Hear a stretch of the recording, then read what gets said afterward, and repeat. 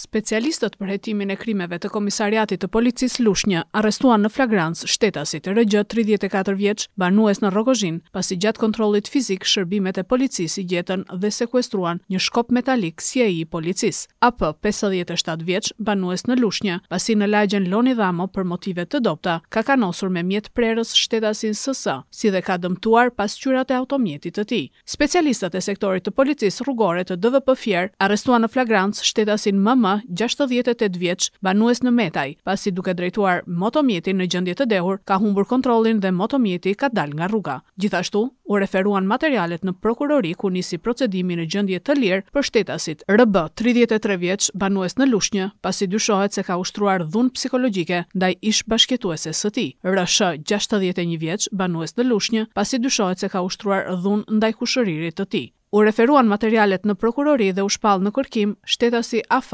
44 vjeç, banues në Peshtan, pasi dyshohet se ka ushtruar dhunë ndaj babait të tij. Materialet procedurale i kaluan prokurorisë pranë gjykatës së shkallës së parë të jurisdiksionit të përgjithshëm Fier për veprime të mëtejshme.